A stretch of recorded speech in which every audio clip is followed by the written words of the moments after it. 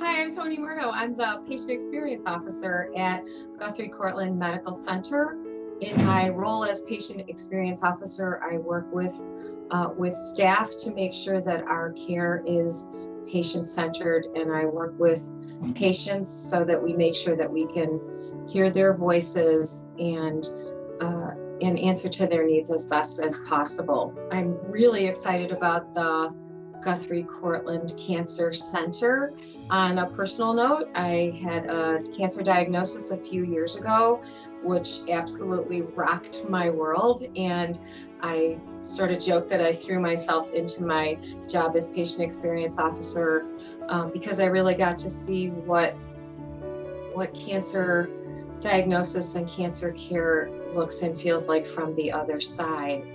When we began planning the Cancer Center, I was excited to be involved in the planning of the building and how the services would look and what we could do to make things easiest for our patients.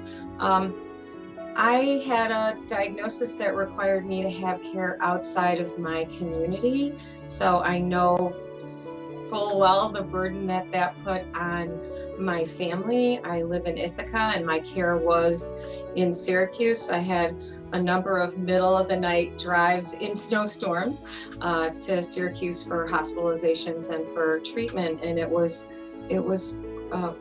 quite a burden for the people that were caring for me. I was mostly a passenger in the car, but the idea of being able to provide care for our community, right in our community, is something that is near and dear to me. Cancer is a pretty lonely road to travel.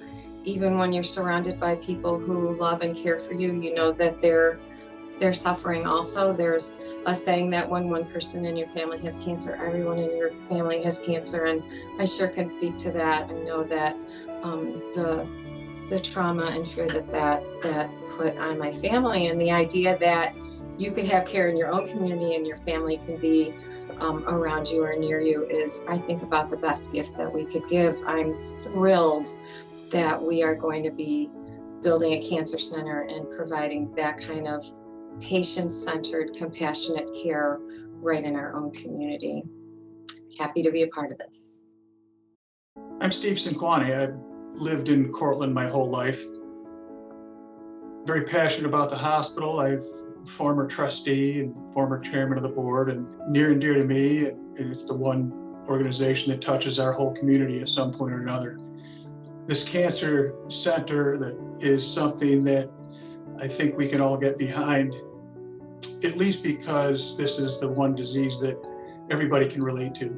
If it hasn't touched you, it's touched someone you know. Everybody can tell a story about their travels to cities for treatment, and the idea of having one right here on West Main Street, I think, is an extraordinary benefit for our small town. I'm hoping we all get behind it and make this happen. I certainly support it, and I hope you do too. My name is Mary Ellen Bloodgood. I have been a member of the Cortland community almost all my life. I was born there and pretty much raised there. I moved back when I was 16, so it's been a very important part of my life and what I do. I am the Chief Executive Officer of a healthcare continuum, senior aging services in Syracuse. So again, the idea of healthcare, the idea of the importance of having the community involved in healthcare is very important to me. So when we think about what the Guthrie Cortland Cancer Treatment Center is all about, not only for me personally, but for the community, there's several things that come to mind. Certainly from a personal perspective, my mother was also one of those lung cancer, not survivors, but she actually died from it. And during that period of time, she did have the opportunity. She was fortunate enough to have my father, who was able to bring her to her treatments, but he did also have to travel to Syracuse. And I think when you're looking at someone who's a caregiver, who's taking care of someone at that end of life period of time, that you're also talking about an 80-year-old gentleman that it could be and certainly was difficult for him to do. It's important that he be there with her. I think now how great it would have been for him to have literally gone down 2 blocks to a cancer treatment center and had my mother get those same types of treatments. She didn't just survive the treatments, but more importantly, that time that they spent together during that period was important to both of them. I think from a community aspect, as we look at the cancers that are so prevalent in our community, again, looking at those types of treatments, those types of opportunities where we can come together, really be supportive of someone in a very difficult time in their lives is going to be extremely, extremely important as we move through the aging process, or not the aging process. Again, we're talking about a community that cancer could hit at any point in any lifetime. So for us to move forward in this direction, for us to provide this level of care right close to where we live in our neighborhoods, it has to touch each and every one of us in some way.